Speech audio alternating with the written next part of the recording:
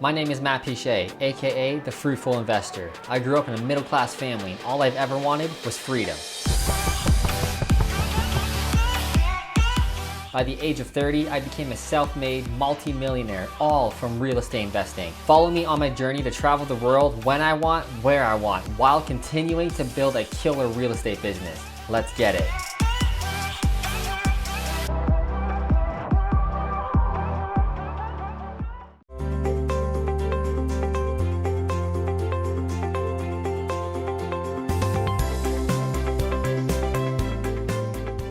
Hey, it's Rav. Welcome to Everyday Investor, the hottest investment show in the world. That's right, I said it. I don't care who knows it. We all want more time to spend with family and friends. We want time to engage in a purpose greater than ourselves, to have some sort of meaning in life. The challenge is we spend most of our time working to make money in order to live. Let me say that again. We spend our precious time working to make money in order to live. Imagine a life where money could make you money to live in order that we could work less and have more time for the things that matter most. Well, you can. Learn how from everyday people who are making this a reality. Don't go anywhere. We'll be right back. Coming up, Matt Pichet teaches us how our money can make us money investing in single-family rentals. Single-family rentals are the bread and butter of my portfolio. It makes up the majority of my properties. And like I said, it's because it's so high quality. In my opinion, it's the highest quality renter you can get in long-term buy and hold real estate. Everyday Investor is brought to you by ProFunds Mortgages, fixed returns, real security. Clover Properties Rent to Own, invest with a purpose. Sam McDaddy Real Estate, full service brokerage for all your buying, selling, and investing needs.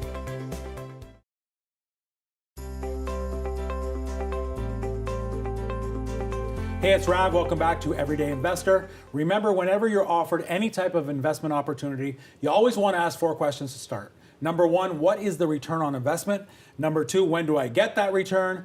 3, what is the cash amount needed? And number 4, what is the risk, the worst case scenario?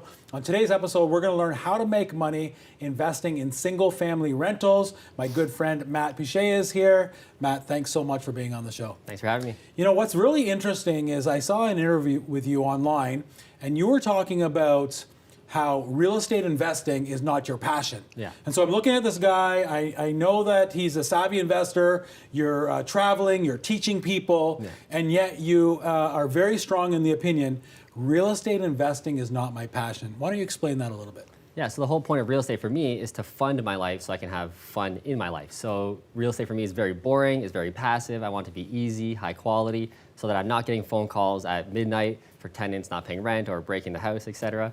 So I use it to have fun in my life. I love that. It's to fund your life so you can have fun in your life.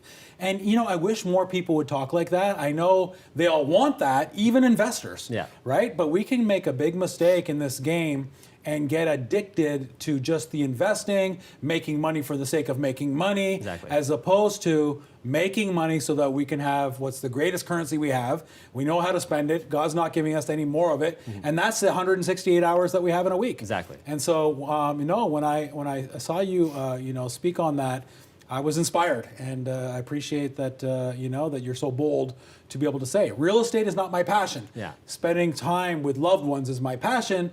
Real estate investing is a tool. Exactly. So how did you get involved in this game? Before you even get into that, what's been going on in life? What are you doing? What are you excited about? So we travel a lot. That's what I like to do with the real estate money that we're making. And you say we're my partner and I, Rachel. So we just like to have fun and live life, not be so caught up in the business. And as you said, investors get caught up too much in the business, trying to build this business, this big empire, when there's no need. Just keep it simple, keep it high quality so that you can live your life.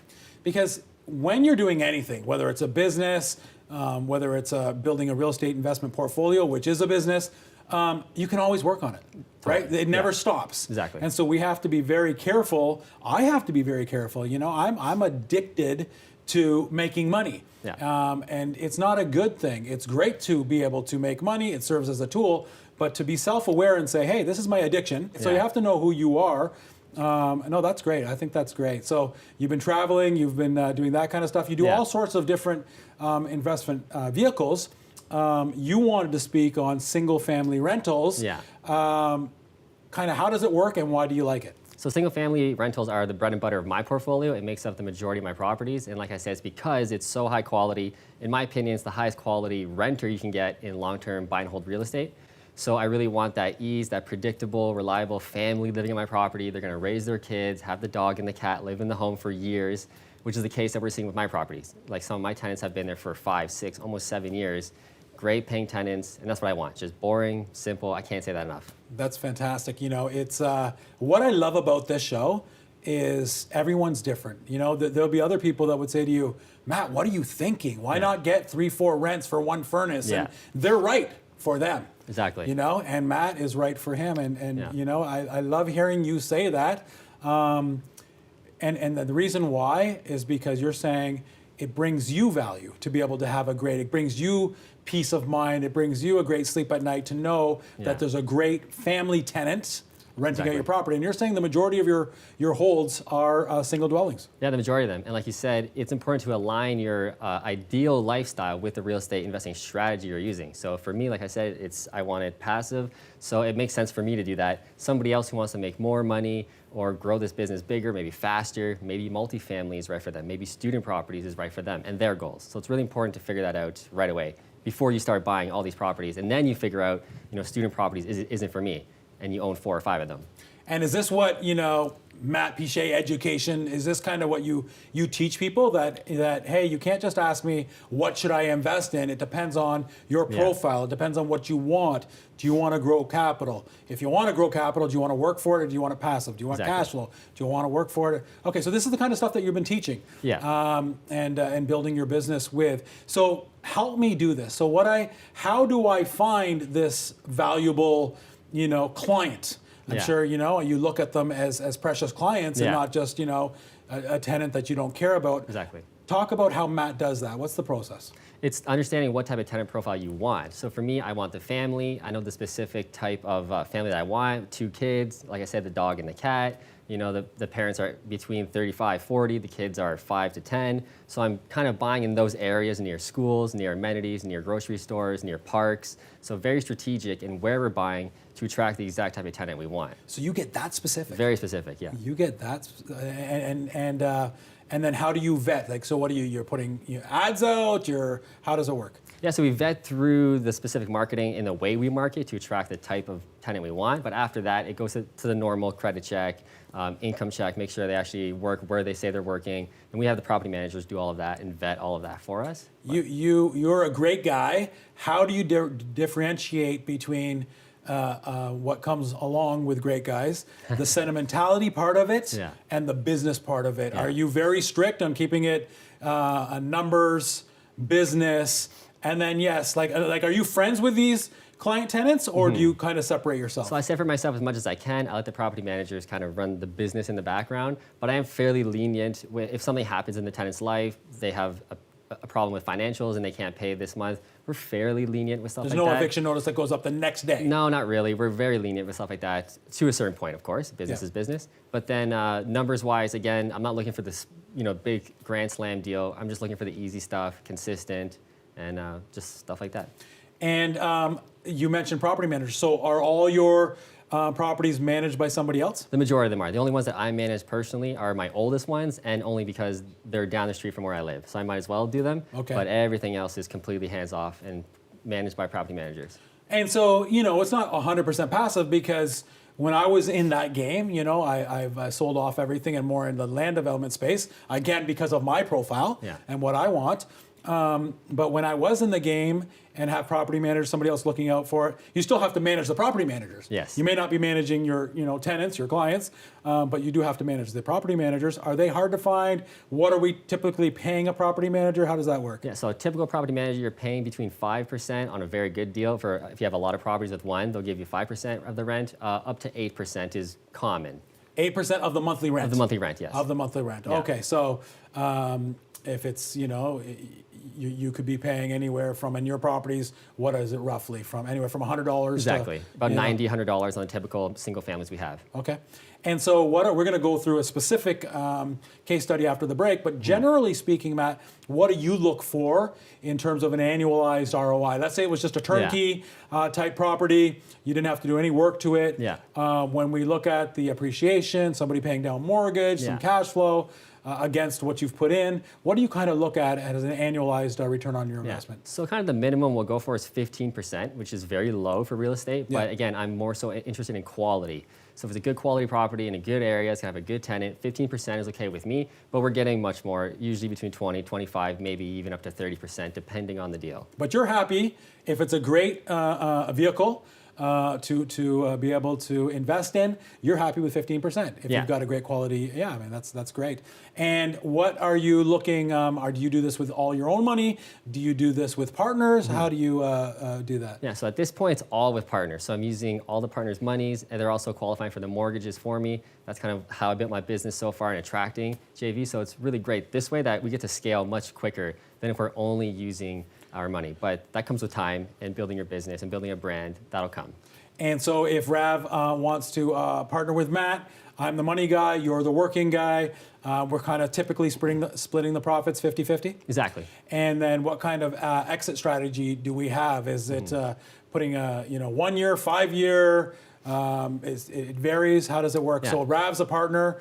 He's invested $100,000 with Matt. How do I exit that deal? Yeah, so it's typically a 5-year minimum is what we want to hold it for. That's just in case there's market fluctuations, changes in the real estate cycle. 5 years is a really good benchmark to aim for, but we might hold it for 6 years, 7 years, depending on the market and what's going on at that time, or we might sell sooner. We might sell in year 3 if we see the market kind of changing. That's a discussion that you and I will have. Yeah. Okay, and I'm sure that discussion involves maybe we refinance and pay you out, maybe we sell, maybe title transfers over to you and I get out. So there's just different things we can do. But there is a contract that says this is what it's going to look like for 5 years, and then we can revisit this. Yeah, exactly. Okay, well listen, thank you so much for being on the show. We'll take a quick break and then we'll look at some numbers.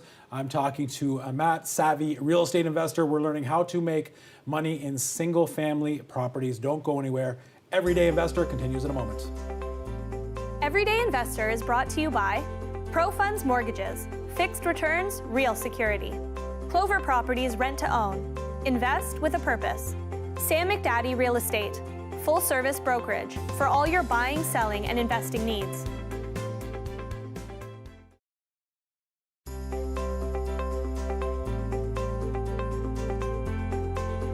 Hey, it's Rav. Welcome back. We're learning how to make money investing in single family rentals. My friend Matt is on the show. Matt, again, thanks for being here. Thanks. I love having smart guys on the show, but also understand what they want out of this game of real estate investing, because it's so vast, right? People just think, you just buy a property, rent it out, and hope for the best. Yeah. But, that's what this show is for. We can invest in student rentals, single families, duplexes, land development, private lending. There's so much. You've decided to make most of your portfolio single family rentals. Yeah. So let's look at a real live case study.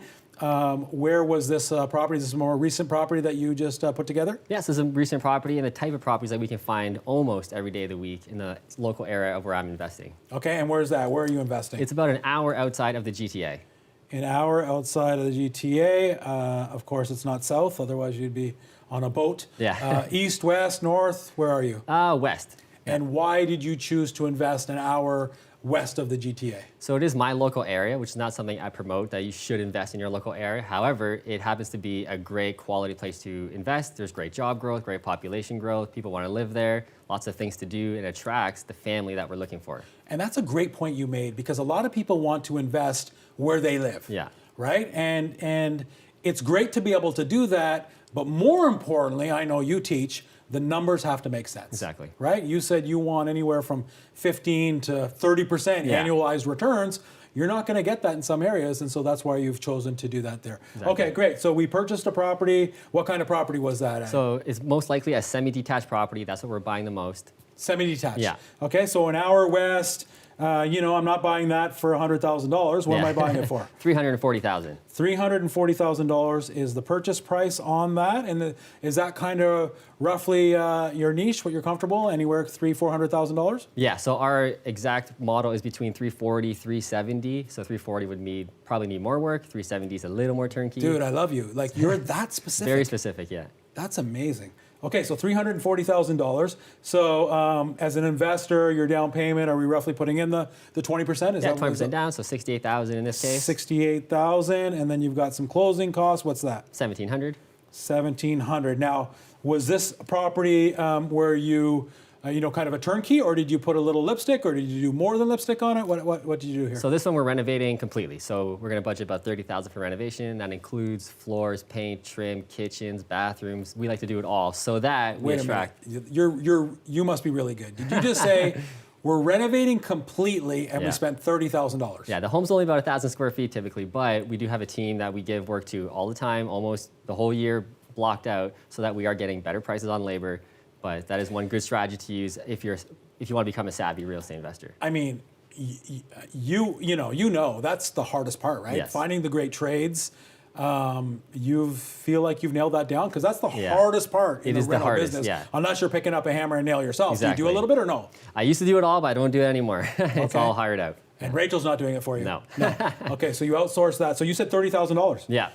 Okay, so you have $68,000 down payment, $1,700 closing costs, $30,000, so that's almost $100,000. What's that number? Yeah, about 100. $100,000. Okay, so tell me how we're making money on this now. So we're going to hold it for approximately 5 years. We're going to let the tenants pay down the mortgage consistently, high quality. We'll just let the market be the market. We'll let appreciation do its thing, and then we'll sell in 5 years, cash out, and split profits 50-50 with partners. So it goes up naturally. We forced it to go up because we did some renos, there's some cash flow, and they're paying down your rent. For you, out of those four ways, what's the most important?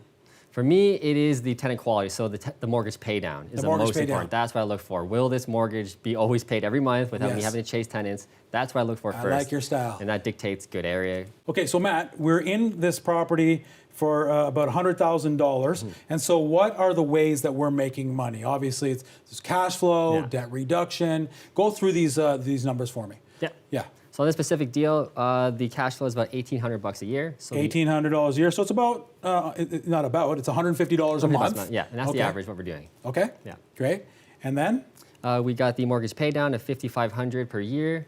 $5,500 per year. So $450 a month is getting paid down on the principal. Exactly. Obviously, there's some that go to interest, and especially when you start, the majority, but you're getting $5,500 coming back to you. Exactly. Principal recapture, if you will. Okay, and then it naturally goes up in value. Yeah. So what kind of, you seem like a conservative guy, what percent did you use to go up? So we use 3.5%, which is very conservative. Very likely in my area, we're up to 5-6%. Obviously in the past recent years, it's been much more than that. But historically, my area is about 5%. But I want to be conservative and bet for 3.5. I love that. So 3.5, and that 3.5 isn't on the $340,000 purchase. It's on the new value. Exactly. Because you put some. Okay. And so what does that spit out? About $15,000 per year. $15,000, and then you force the appreciation up. How much would that be? About $10,000 on average for a typical single family. About $10,000. Okay. So if I add up the cash flow, the mortgage pay down, the natural appreciation, and then the appreciation that you forced because of your renos, that gives me what if I total that? $32,300. $32,300. We're going to divide that by the $100,000 that you're in for, and so that's obviously about a 32% return on investment. Obviously, we're not going to always have that 10,000 because you just renovate once, but it's already 20-25% if we take that away year after year. Yeah. And that's exactly what you said. Yeah. You want to enjoy anywhere from 15 to 30%. Exactly. Very passively is the key. Very passively, right? You're just managing your property managers. And then so at some point, do you refinance and do this again? Yeah, so we can definitely refinance probably in year 5. If my partner and I want to continue our partnership and keep going, we can definitely refinance, pay them out when we can, and keep going from there. Or resell it, it's open. So in your case, the return is actually infinite. Yes. Because you're using a money partner Exactly. to do this. And so talk a little bit about how you structure that. The best way to do it is to make sure it's a win-win on both Yes. sides, right? And so you've been doing this long enough, but do we have so Rav wants to do this. The cash invested was $100,000. So Yeah. I'm going to give Matt $100,000. And is this just cash? Obviously, it can come personal, it can come from incorporation. Yeah. But are you using RSP money from Rav, or is it mostly cash money? At this point, it's mostly cash money from all my partners. We could use RSPs. We can definitely get into that. A little more complicated, a little more paperwork. But I also need my partners to get the mortgage in their name. That's kind of how we partnership with me. So if they can't really use their RSPs because it's their own money. Got it. Yeah. Okay, so I'm going to get it in my name. Yeah. And then how does Matt protect himself in this situation? Because obviously there's going to be money partners. Not obviously if you know what you're doing, Yeah. you're starting with family and friends. Because if you but that's very important. A lot of people want to partner, but they don't feel like they can go to family and friends. I always say, if you can't go to family and friends, Yeah. The whole point of this is to help people. Exactly. Right? To help people have time to enjoy. Yeah. And so if you can't go there, then maybe we shouldn't be in this game. Exactly. But eventually we run out of family and friends. And so there's people that just come to you and say, hey, Matt, Yeah. I've heard about what you're doing. We know you're competent. I feel like I can trust you. Yeah. How does Matt protect himself if I'm the one on title? Yeah, so we have a joint venture agreement that we sign off title. So Off title. we can register on title if we want. However, my partnerships are all built on trust. Really want to have a good friendship with my partners. So it's just there kind of in the background, but it is a legal document that is signed. And is there, so do we bring this to a lawyer? And if we do, you have your own lawyer, I have mine, we share. How does that Yeah, work? you can bring your own lawyer for sure. Again, it's mostly based on trust, but I have a lawyer who made this document up, and my partners are 100% able to bring that to their lawyers, and we can do it that way. Back in my real estate days, I used to own a brokerage. I was helping people to buy, sell, but also invest. And people were just so afraid, right? So I would make them a deal that you be the money, I'll do the work, we'll split it 50-50. Yeah. But I put in there, after 1 year, you could rip up the contract and it's yours. Because I did the same thing, it was in their name. Yeah. I made the money on the purchase as a real estate agent, so it didn't Nice, really yeah. matter to me. Every single person ripped it up because they just, once they realized, this is easy. Yeah. This is boring. Yeah. This is simple. Especially if we do it the way Matt does and very conservative. It doesn't have to be, sexy, if you will. Exactly. The best money is made just slow Yep. and steady. Matt, listen, it's great having you on the show. I love your opinions. I love your mindset. I think lots of people can learn from somebody like you. Please come again, Definitely. on the show. But it's been wonderful. Thank you so much. Thanks for having me. Yes.